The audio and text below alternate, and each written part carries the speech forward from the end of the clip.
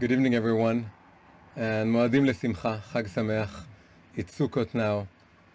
Beautiful, amazing holiday in which we all come out of our comfy homes and houses, and we move into a ramshackle, unsturdy, temporary dwelling place, which is the Sukkah, in order to remind ourselves of what our forefathers felt like when they were traveling through the desert in times of uncertainty, and the separation between us and the outside world is very, very weak. We can hear all the cars. I hope we'll manage to speak above this. And one of the most interesting things about Sukkot, and this is the element we want to focus on today, there are all kinds of things we can focus on, but we want to focus on today on the topic of the scroll of Kohelet.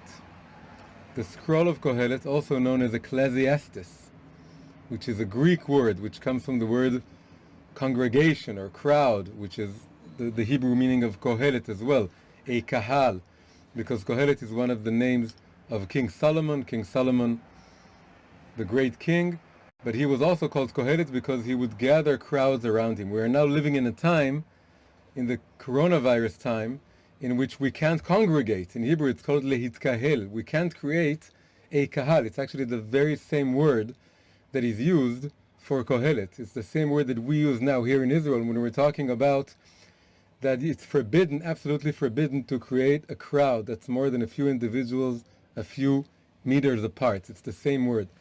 So Kohelet is all about coming together as a crowd. We can't do this now on a physical level, but we can do it virtually.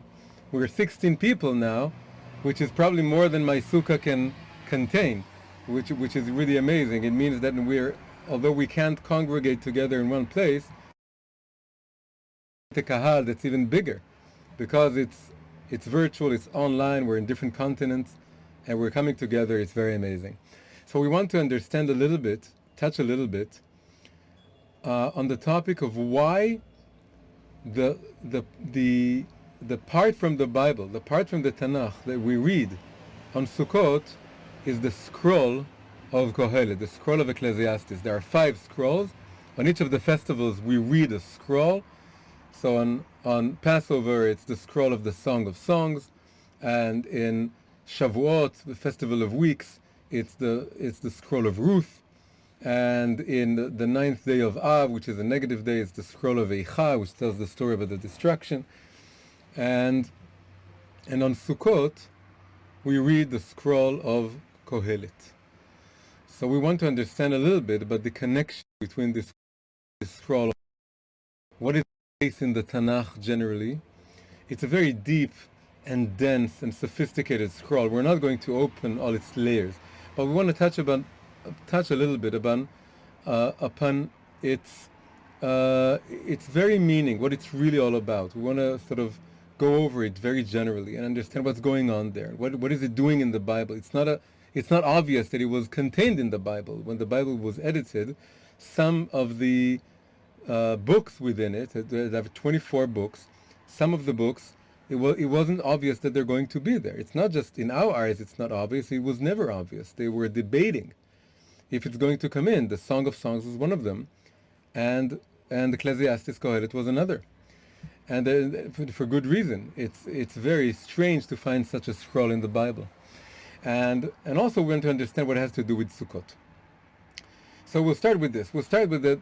There are 3 books within the Tanakh that are ascribed to King Solomon, and the 3 books are the Song of Songs that we mentioned, and Proverbs, Mishlei, a book of many proverbs and aphorisms and idioms and ideas. There wasn't a debate about Proverbs. It's a very wholesome book. But there was a debate about the Song of Songs, and there was a debate about Ecclesiastes. And these are the 3 books that King Solomon wrote that are included in the Bible. He wrote many more books, but only these 3 were included in the Tanakh. So it's a big question. What was the order that he wrote them? Which did he write first, and which second, and which third?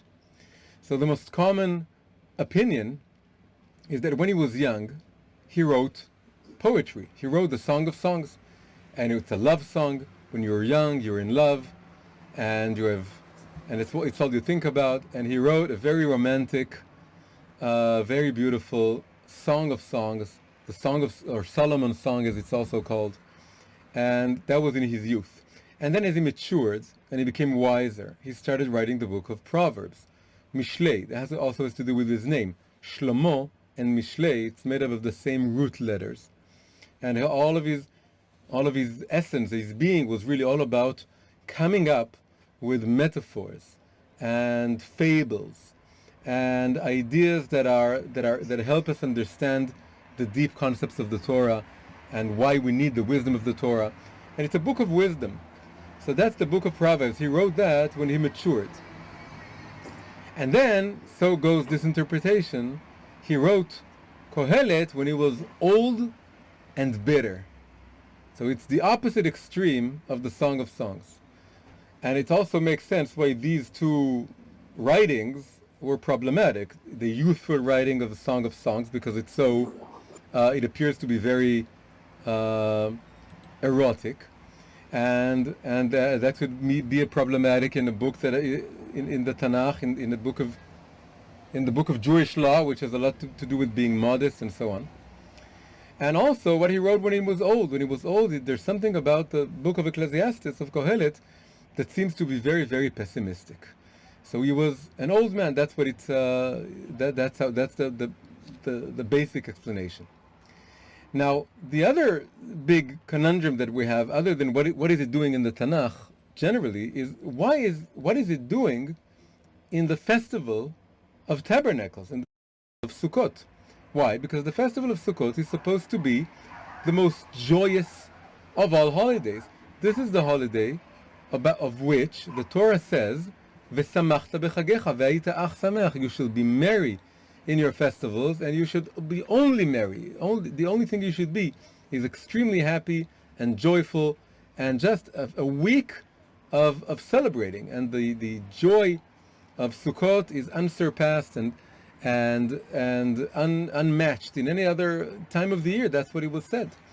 So how come on the festival, in the 1 week that's supposed to be the most joyous, the most fun, we open a book that opens with, and I'm going to read from the Art Scroll translation. Of course, there are many translations; they're all very different, but it's good enough to get the vibe. It opens with utter futility, says Kohelet. Utter futility, all is futile, and then it goes on to say what real value is there for a man in all the gains he makes beneath the sun. And later on, he goes to talk also against merriment. So contradictory to the essence of Sukkot. Or so it appears. I said to myself, "Come, I will treat you to merriment, taste mirth." That too I found was futile. Of course, the Hebrew word for futile is hevel. Hevel means the breath that comes out of your mouth. And the idea is that everything in life is transient, and it dissipates, just like the breath that comes out of your mouth. And he says this about everything in the world. And it's extremely, when you just read it, it's extremely depressing. So in the most happy holiday of the year, we have the most depressing book of the Tanakh. And this is a good question to start a class with.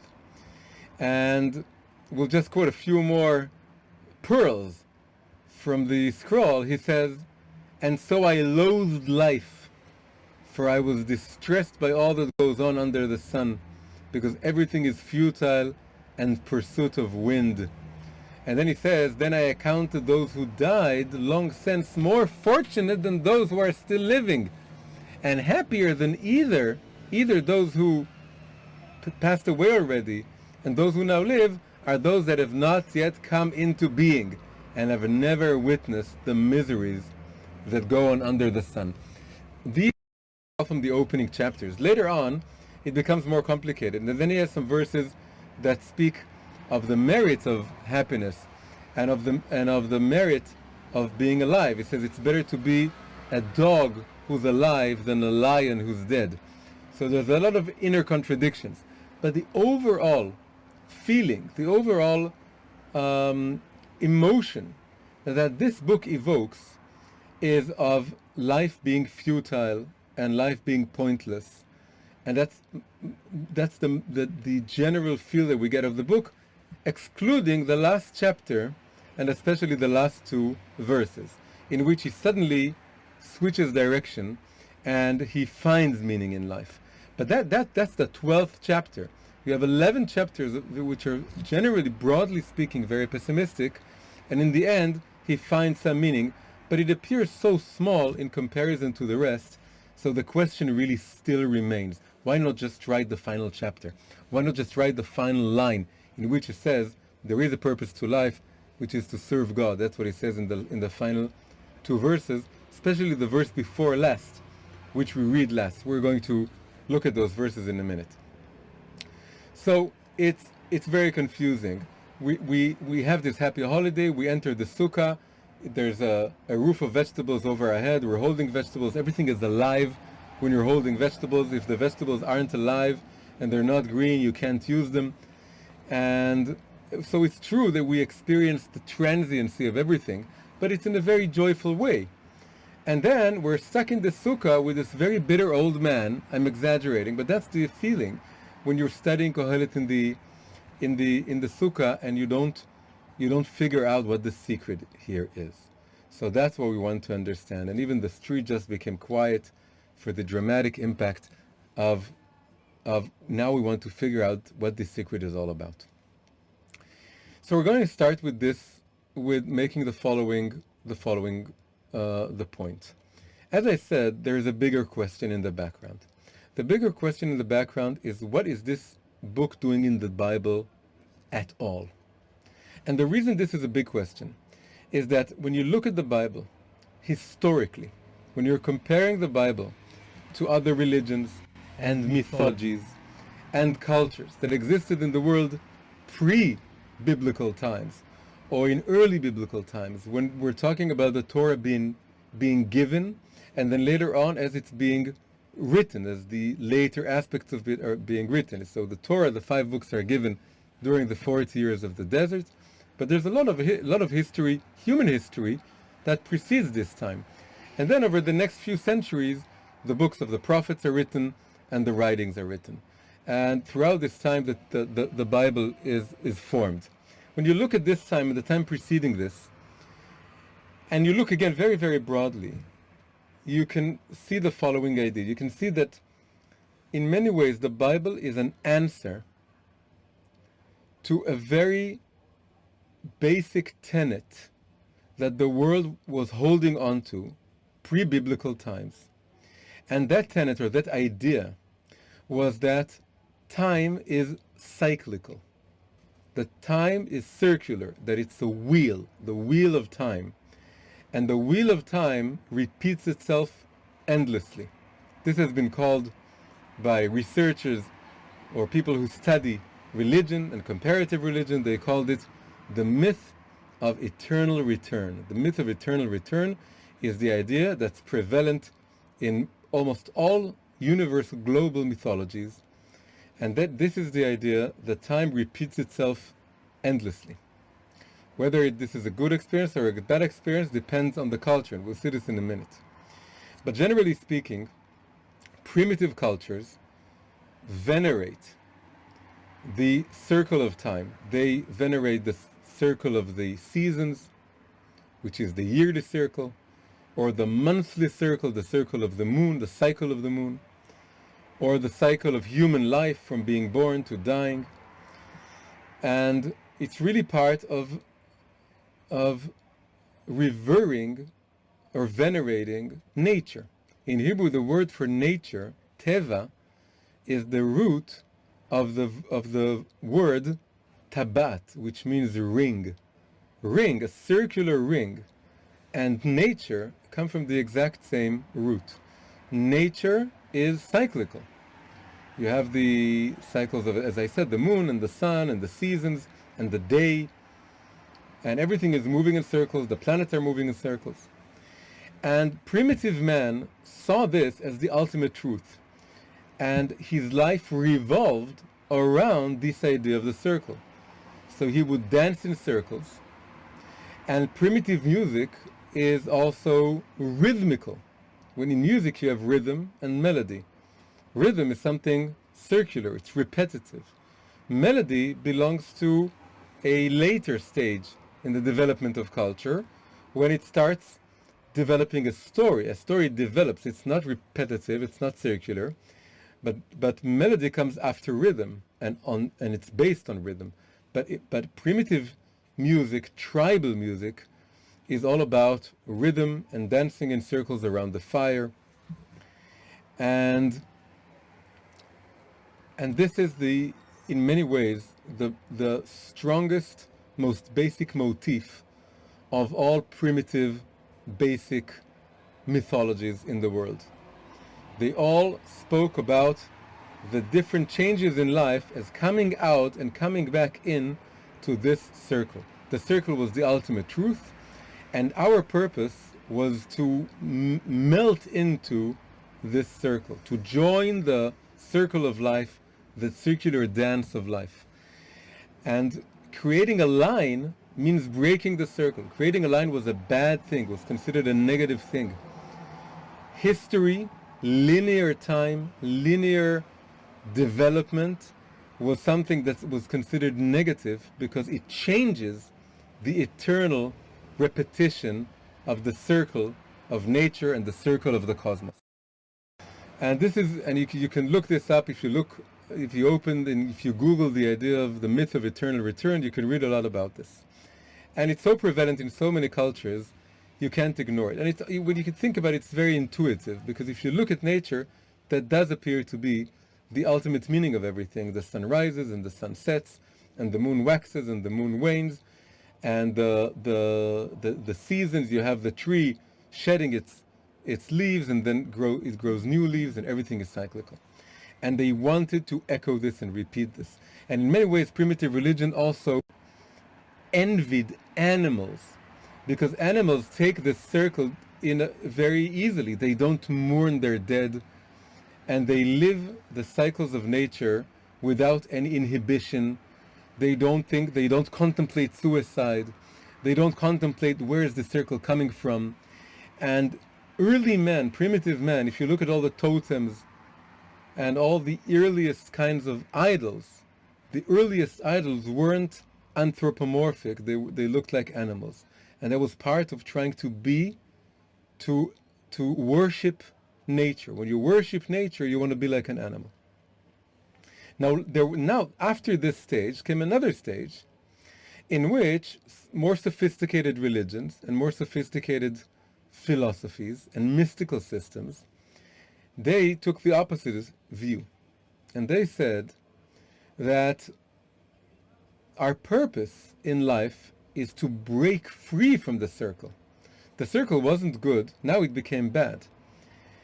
And instead of something to celebrate, to dance around the bonfire and to celebrate the stages of life, and also to celebrate death and to celebrate all the stages of this cycle, they said, no, all this cycle is a vicious circle. It's a cycle of misery. And the purpose of all life, of human life, of conscious life, is to, via meditation and via elevating your consciousness, to break free from the endless cycle. They also believed in reincarnation, was the part of the same cycle. Their purpose is to break free from this cycle. This appears to be the very opposite, and you can say it is the very opposite, because first the cycle was considered something very positive, and now it's considered our enemy. Now that's the thing we want to escape. But when you think about it, the escape wasn't in favor of linear time. It wasn't that they replaced circular time or cyclic time with linear time. They replaced cyclic time with timelessness. They wanted to break free from this world and to be in a timeless state of nirvana or nothingness, timelessness, that you break free, you transcend physical reality altogether, any kind of time. So in many ways, the primitive view that worshipped the circular time, and the later, that you find this in Buddhism and Hinduism, at least in the higher levels of those religions, among the monks and the sages. What they aspire to is to come out of time altogether. And what these two views have in common is that they're both ahistorical. They're against the idea of time, of living within the dimension of time and building forward and advancing and advancing the world, this world, into a better place.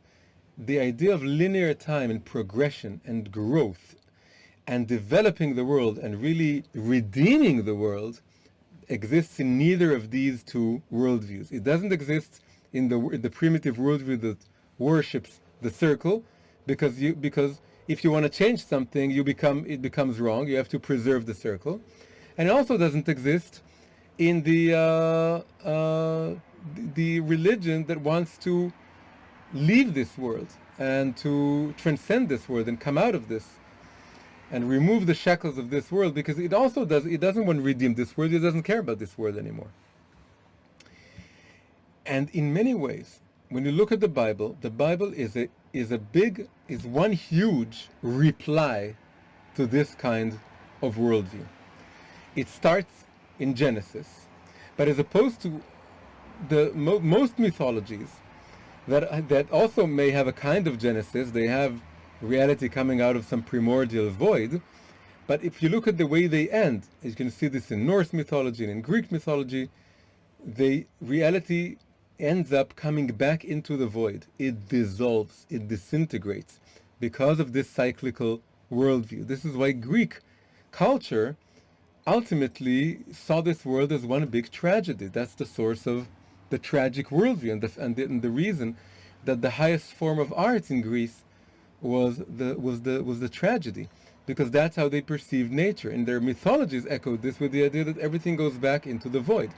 But the Tanakh starts with the world coming out of the void, or the tohu vavohu, the chaos of creation, the primordial void, and then it creates an arrow of time through the 6 days and the 7th day, and it ends in two ways. It ends, the books of the prophets end with the prophecy of the end of times, which is a total redemption, in which the world acknowledges its divine origin, and the creator of the world is acknowledged by all living beings, and there's peace, and there's no more famine and no more war. It's a rectified, redeemed, earthly world. And it doesn't go back. It's very, very, very linear. And in many ways, this is the origin of writing history, not just in the sense of writing chronology. Before the Bible, a lot of peoples, a lot of kingdoms wrote chronologies. They wrote they chronicled events. This happened, and this happened, and this happened. But there's no progression. It's just one king and the other king, and one war and another war. But the Bible, when you look at the beginning and the end, and I was about to say there are two endings to the Bible. One ending is the prophetic ending. That's in the books of the book of the prophets. And the other ending is the historical ending, which is the end of the Babylonian exile. The end of the Babylonian exile is the second time. It's a redemption. There was the redemption from Egypt. That's how we can talk now about three endings. The Torah ends with the redemption of the ending, the redemption of coming out of Egypt, when the people of Israel reach the land of Israel. And then the Tanakh altogether ends with the second return of the Jewish people to its land at the end of the Babylonian exile, as they're about to build the second temple. And also in between you have the prophets that talk about the third ending. It's wedged there in the middle, very interestingly. And that talks about the end of all times, which is the ultimate redemption. It's really coming back from the exile of the second temple. So it's very, very interesting when you look at it from this perspective. The whole purpose of the Tanakh is to draw a line. In Hebrew, the word line, kav, is the root of the word hope.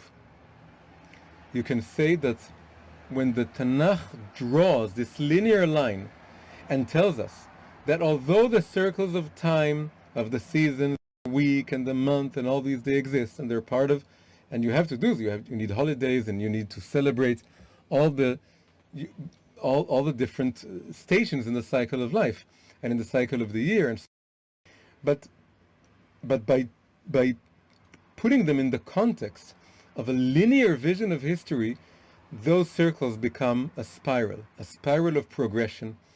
And the idea is that we're not going in circles, also not running away. We're using the circle in order to try and progress and advance. And even if there are setbacks in a spiral, it depends on how you draw the spiral. All kinds of ways of drawing a spiral. But one of the ways is that you go back and forth, but you're still advancing. So there are sometimes it seems like you're receding.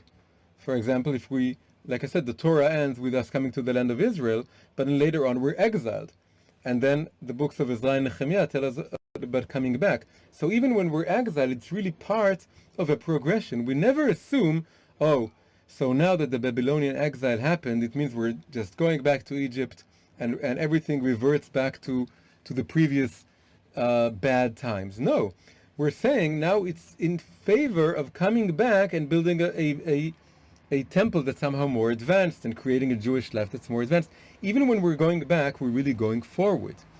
This is an optimistic, life-choosing philosophy that the Bible is sort of placing in front of us as a massive reply to the two versions of ahistorical religions. The circular one that worships the cycles of nature, and the timeless one, which is maybe also like a kind of circle, but it's a circle that's outside of this world. It's not the cycle of nature, it's the cycle of transcendent consciousness that is beyond time. And as I said, they're both ahistorical, or they don't have the element of them. So, going back to our question, just one final idea. Not only is the Tanakh such an argument for timeliness as opposed to timelessness, there's something very interesting when you look at the story of creation. We have 22 letters in the Hebrew alphabet, and the story of creation is supposed to have all of those letters, because this is really about the world being created out of letters. The word is created out of speech, but amazingly, one letter is missing. You can't find it anywhere in the story of the creation. At least we're talking about the first story. It talks about the 7 days, and even the second one, it takes some time until this letter appears. It's the letter Samech. Samech, of course, is the circular letter. The circular letter suggests circles, cyclical repetition, and it's nowhere to be found. It's one letter you can't find in the story of creation. So it's an amazing idea. The story of creation so much wants to hammer in the idea that we're not talking here about circular time. We're creating a trajectory that starts at the beginning of time and ends at the end of times with an amazing redemption of physical reality. And one more thing before going back to Ecclesiastes. If you open the beginning of the Mishneh Torah, the Rambam's, Maimonides' most foundational work of halacha, and in the beginning, when you get to the chapter of Ilchot Avodah Zarah, that is the laws regarding idol worship and everything that's forbidden that goes around idol worship, he starts that book with a history of idol worship, how it came about, because in the beginning, Adam and Eve spoke with God. And he talks about this gradual deterioration and the forgetting of the connection with the Creator until all the world was only made up of idol worshippers. And then, and I'm quoting here, and then he finishes this historical description with an amazing that really echoes everything we just said. He said, and on this path, the world continued its course of circuity. In Hebrew is hayamid galagel. The word would roll and roll and roll, generation after generation, for almost 19 generations. Abraham was the 20th generation, and that's what he's getting to. So on this path, the world continued its course of circuity until the birth of the firmest pillar of the world, Abraham our father. And of course, nothing is accidental here. He used the word mitgalgel. The word continued in its course of circuity, and then he uses the image of a pillar. He likens Abraham to a pillar because a pillar is linear. With Abraham, the recollection that the world is not a cycle. It's not an endless cycle with no meaning and no end point. The pillar points upwards outside of the circle at God the Creator, and creates also a trajectory, a line that we can follow. So, after all of this, we go back to Ecclesiastes. What is Ecclesiastes doing, Kohelet? And he ruins everything.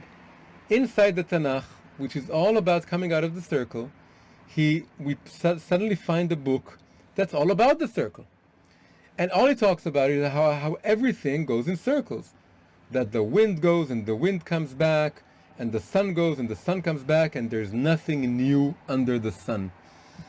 And the epitome of this, the highest point, is of course the most famous, has been made into a famous song, the description of all the different stages of life that is said, a time to be born and a time to die, a time to plant and a time to uproot, and a time to kill and a time to heal, and all this until a time of war and a time of peace. There are exactly 28 times there, divided into 14 positive times, 14 negative times. It really creates a kind of huge lunar cycle. The lunar cycle is roughly speaking 28 days, 4 weeks, 2 weeks of waxing, 2 weeks of waning, 14 days, 14 days. And this is the most famous paragraph, most famous paragraphs in the world, in world history of world literature. And this is in many ways the heart of Kohelet. And Kohelet is all about the world going in circles and how futile it appears. Sometimes Kohelet sounds like one of those Oriental sages, like maybe a Buddhist or a Hindu, and in fact many people have made this comparison, that he's giving up on this world. He says that this is a vicious circle, it's a circle of agony, let's just escape this in some way. On the other times he says, well, just accept it, like in the circle of times. There's a time for this and a time for this, and everything has its place in the great cycle of time. That's when he sounds like the more primitive religions that worship this circle of time. And only at the very end, as I said, he breaks the circle. And he breaks this in a very beautiful way. In Hebrew, it starts with Sof Davar Akol Nishma. So I read the translation. Translation, again, ArtScroll translation. He says, the sum of the matter, when all is said and done, revere God and observe His commandments, for this applies to all mankind. Zo, ki ze kol ha'adam. This is the purpose of human life, the purpose you were created for. Then there's another verse that God will call every creature to account for everything unknown, be it good or bad. This is really the final verse.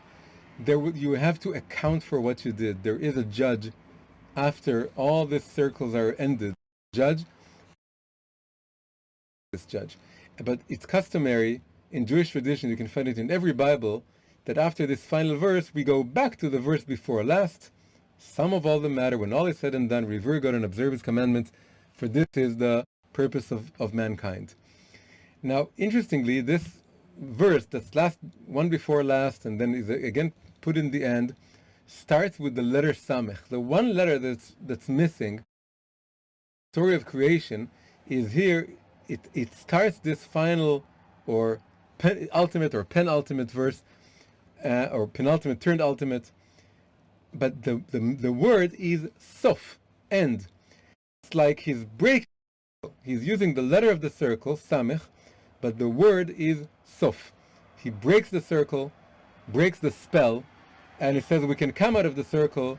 There is something beyond that gives life's meaning. It's not the solution of the religion dancing around the fire, and it's not the solution of the ascetic Buddhist or Oriental monk who's trying to transcend reality. It's something that has to do with serving God and being accountable before God, morally speaking, in this world. But again, it's just the final two lines, or more broadly speaking, the final chapter. But again, the question is, what is this? Bible is one long answer, one long reply to the ahistorical religions of old and the ahistorical philosophy. And it's about creating a linear. Why put this book that echoes them so forcefully? Why echo them so much? If the Bible is going out of its way to replace them, why give them so much room? Why even open up the possibility for people to say, oh, Kohelet is just like Buddhism or Hinduism. Kohelet is just like one of those primitive myths of eternal return. It isn't. Look at the ending. But why even create the possibility of making this comparison? So I'm going to give a simple answer, and then we're going to make it a deeper answer. So the simple answer, something I heard long ago, which really captured me, and I think it's a very, very good answer, and then it really touched me in a very personal way, is that it goes like this. One of the ways to think about the Bible is 24 books. We can think about the Bible as a medicine. And actually this is said by the sages. They say that God is a healer. He heals all of your wounds. He says if you have a headache, learn Torah. If you have a stomach ache, you should learn Torah. Whatever that you have, Torah. It's the cabinet. It has everything to heal you. You just have to learn it properly. But it has everything. It was actually just, if you study the Daf Yomi, it was just a couple of days ago that this was said, this idea. Now, there is something famous that is a principle among doctors ever since the beginning. No medicine cabinet is ever complete without a vial. You need one vial of poison in the medicine cabinet. It's incomplete. And in fact, many medicines are as poisons to you if you're healthy. If you take the wrong medicine, it could hurt you or make you feel bad. And sometimes it could really kill you. And the idea is that an expert doctor knows when and how much and to what extent and in what situation one should use maybe a little bit of poison, and that could really heal you. And there are many examples of this. You can say that all vaccination works that way. It's internalizing something negative, and then that builds your immune system. That's how you become immune to something. But of course, all this needs to be done extremely carefully. You need to be an expert one. Just open the medicine cabinet and just take any bottle and just, fill up and drink it. And the idea is, of course, that the Bible is one big medicine cabinet, and every medicine cabinet is incomplete without a vial of poison, and the vial of poison within the medicine of the medicine cabinet called the Tanakh is Ecclesiastes, is Kohelet. Kohelet is that poison. The Baal Shem Tov said, he said this idea, that an expert doctor knows how to use poison. That's why you need some poison. And in Chassidut, it's customary to say that what is a poison? The poison is egoism. Egoism is poison. But a tzaddik knows how to use egoism in a way that's positive. He knows how to leverage egoism. But you can think about some other poisons also. So in many ways, Kohelet is the poison within the medical cabinet. And if you just open the medical cabinet and you take that bottle and you just drink it as is without prescription, without knowing when and what's the perfect time and in what context and in what atmosphere you should learn the book of Ecclesiastes, you can really get depressed and it could kill you. And there are some verses there that are so depressing. If you just read them and you think this is Judaism, it really, you don't know what's the purpose of life anymore. That's because you took it without prescription. That's not how you're supposed to read Ecclesiastes. You have to know how to read it. It's there, but don't you know that the Tanakh is a medical cabinet? Don't you know you don't start open it up and read it? And regarding the other books, you can't just open Genesis and understand what's going on. You need to have interpretations, you need to have a rabbi, you need to open this up seriously. Some things don't make sense, they contradict. And this goes especially true about Ecclesiastes. Now I'm going to tell you a personal story. And about a situation in my personal life that Kohelet was the cure for me. So I was a teenager. When I was a teenager, I grew up totally secular. You can't get more secular than the home that I grew up in, seriously. It was, my father called our home ultra-Orthodox secular. That was our denomination. And ultra-Orthodox secular.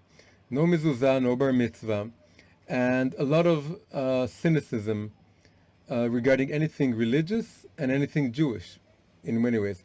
And my father did love the Tanakh very much as a work of literature. He was himself a poet and writer, and he liked the Hebrew language very much, and so he loved the Tanakh, and he knew bits by heart, but very much disconnected from faith or religion. And of course, don't bring the rabbis into the picture at all. Just read the Tanakh. And then one day, when I was a teenager, I didn't like the Tanakh also, so I was worse. My father at least liked the Bible. I didn't like the Bible. It was the one subject in secular schools. You have a lot of hours or classes are dedicated to Tanakh, but I hated Tanakh. I didn't want anything to do with Judaism at all. But then one day I was bored. And when I was bored, I picked up the Tanakh and I just went over it. And then I realized there are some books that I have no idea what they're about. For example, Kohelet. I looked at Kohelet. I have no idea what is this about. Nobody's ever talked about this. So I opened it up and I read it, and it was just amazing. It really captivated me. And I felt it echo my secular, existential, absurdist philosophy. And it echoed it so much. And for me it was amazing that this book of religion finds a place that it gives me room. It gives my worldview, my atheist worldview. Of course, I didn't like the last two verses, but until the last two verses, I really liked it. In fact, I was so moved by this, I remember rushing to my father and telling him, I found something in the Tanakh that I really enjoyed. I really enjoyed it. It's so beautiful.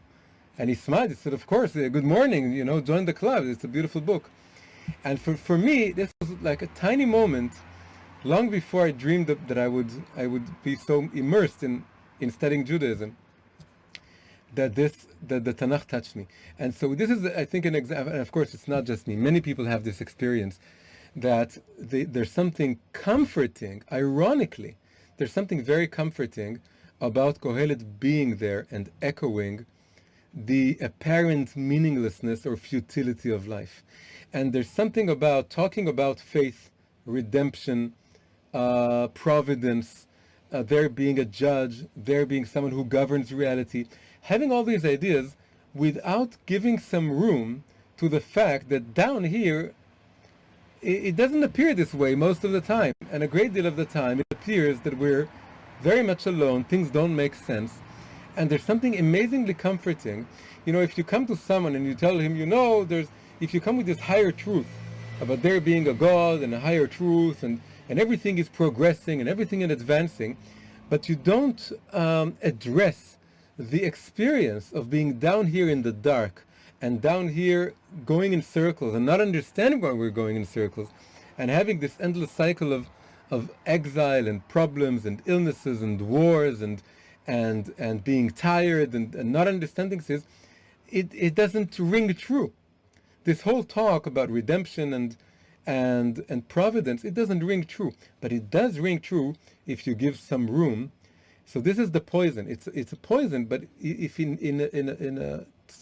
when you take it with prescription, a little bit in Sukkot, when you're in the Sukkah, in the most joyous holiday, when you're able to experience the fact that everything is transient, but in a good way, that you can connect to something higher, and really everything, breaks apart in the end, your houses and everything, but there's something beyond it. There's this divine light surrounding you, and it's a very happy holiday, and you're with your family, and you're smiling, and you're singing, and in this time you read Kohelet, it creates an amazing combination. So that's the first level of the answer. We started late and we have to finish in a few minutes, but we have to get to the deeper answer. The deeper answer is that we said that we spoke about two worldviews in the beginning of human history. One, the primitive religion that has to do with worshipping circular time, and the other, that wants to transcend time and sort of connect to a higher circle of timelessness. And then we said that the Tanakh is all about creating a line of hope, or you can say a rope of hope, because line is also a rope. And so you have a rope of hope that sort of takes you up. But really what it's supposed to do, it's supposed to connect the two circles. And what do I mean connected to circles? The idea is that according to Kabbalah, we have the circle of nature, Tabat HaTeva, right? Nature, same root as Tabat, ring.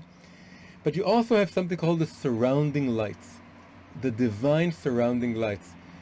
God reveals himself in a revealed light. This is called the light that fills up the world. It comes into the world. This is the Torah itself. Torah, prophecies, everything we understand. This is like the line, the rope of hope, that is sort of like a line that rescues us, like a rope that takes us out of this circular pit that we're in this world. But there's another circle, which is the circle of surrounding light. It's not the linear light, and it's not the dark circle of this world. It's a circle of light beyond this world, which is really the faith that God is equally everywhere, that he's both in the good and in the bad, he's both in the light and in the dark. He's when you're up and when you're down, he's there always and at all times. He's omnipresent, and everything he does is part of this. Is everything that happens to you is supposed to help you connect to this higher level of godliness, which is the level of the surrounding light. It's called the light that surrounds all the worlds. Sovev kol almin. Again, it starts with Samech, the circular letter. Sovev kol almin. So the idea is that the Sukkah is a physical manifestation of this light. It surrounds us on all sides, right? We're above it and we're below it, and it's all four sides of us. And it's a manifestation of this surrounding light. And the reason that Kohelet stresses the circle so much and makes it present so much. Now he doesn't just jump over to the last two verses, but he talks so long about the circle, is that when you read it in a deep way, it's supposed to sort of pull down into your small circle of life, into your tiny circle of who you are and where you are, to pull in, gather in those lights. Just as when we're standing in the sukkah and we're taking the lulav, we're pulling in the lights from all six directions. We want to pull in the consciousness, the surrounding light consciousness, that we know in the background that God is everywhere, that everything is for the best. We want to make it present. And this is also a kind of circle. It's the mystical circle that the mystics want to run away to. We want to take this mystical circle and pull it down into this world. It's really to take the high mystical circle of timelessness and to put it into the cycle of nature and the cycle of the seasons and the cycle of the day and the of life, and to experience them together. So it really takes the line of the Tanakh, this line of hope or rope of hope, and brings it to its goal, to its purpose. Its purpose is not just to replace the circle, it's to connect those two circles so that they all work together. The circular time, the linear time, and the mystical circle beyond time all work together. They come together in our linear life. We want to live and work and advance and serve God in this world, and within the circle of the day and night and month and week and month and year and everything, we want to constantly experience the circular light that surrounds all the worlds. So this is really what Kohelet is all about, and ultimately what the final chapter is all about, and some chapters beyond it, because it's all interwoven there. But if you read it carefully, you see that really what it wants to do is to make you appreciate each and every moment.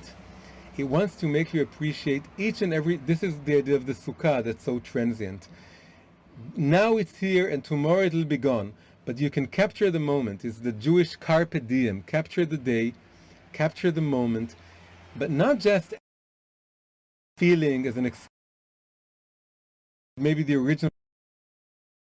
It sees the opportunity to experience the divine light that's beyond this world, that's omnipresent in this moment, in this place and time, in one moment. You can experience it here and now. You can pull down the light into your particular moment in life. So ultimately, it's an extremely optimistic book. What appeared to be the most pessimistic book is really the most optimistic book. And not only that, but it's not only is it not the opposite of what the entire Bible is all about. That's how we started. The Bible is all linear, and Kohelet is all circular. It's the exact opposite. It tells us what the purpose of the line is. The purpose of the line is not that we be on this line and that we let go of the circle. The point is that we connect the higher circle of the divine light that surrounds all the worlds, the higher samech, the higher circle of light, and pull it into this world and experience it in this world each and every moment. This is what Kohelet is all about, and if you read it, you can find bits of wisdom that tell you how to do this. And the rest we can maybe explore in some other class, because we really have to end now. So I'm very happy you joined us, and in such a short notice. And I wish you all a very happy Sukkot, a few more days to enjoy this, to bask in this amazing, beautiful, divine light. Just, drink it all up and fill ourselves with this light, and it can give us the strength and the simcha, the joy, the happiness, to give us fuel for the entire year. So I really bless you all with a wonderful Chag Sukkot and a wonderful year, and we'll see each other next week. Hi, if you enjoyed this video, please press like and subscribe to the channel. Also, please consider supporting me on Patreon. Patreon is a platform for supporting independent creators. You can find the link in the description below. Thank you very much.